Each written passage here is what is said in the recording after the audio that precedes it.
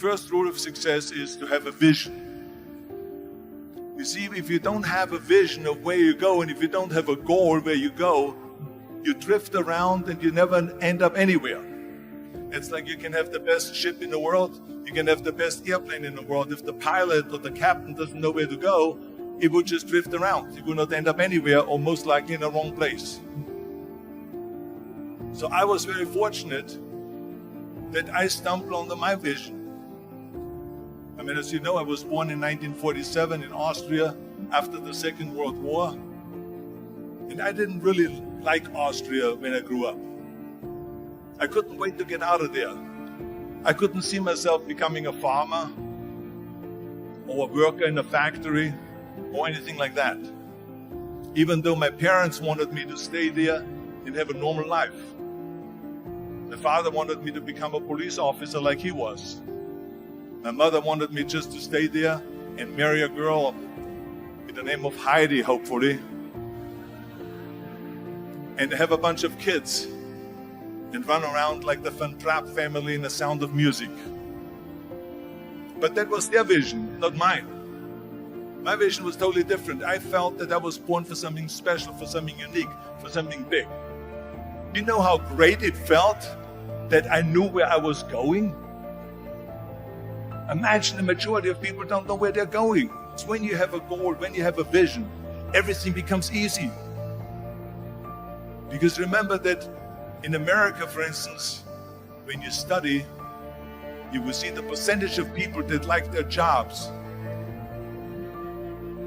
74% hate their job in America. Now, there's not much different when you come to Europe.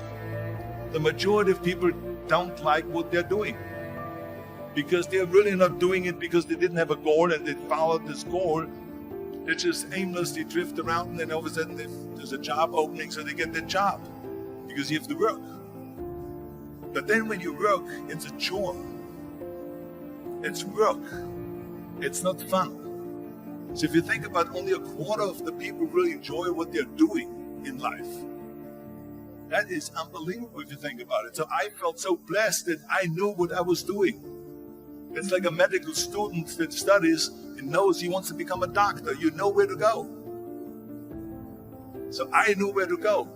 So people always ask me, when they saw me in the gym in the pumping iron days, they said, why is it that you're working out so hard?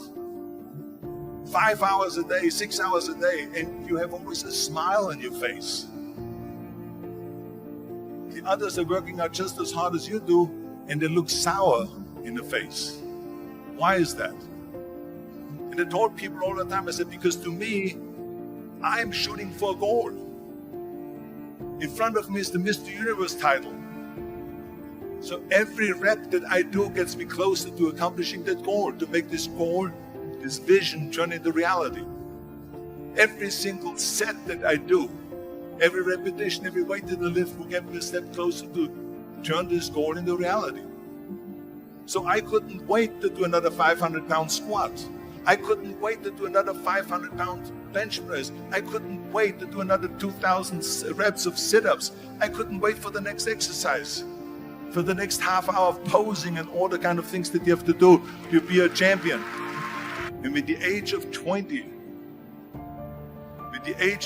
I went to London and I won the Mr. Universe contest as the youngest Mr. Universe ever. And it was because I had a goal.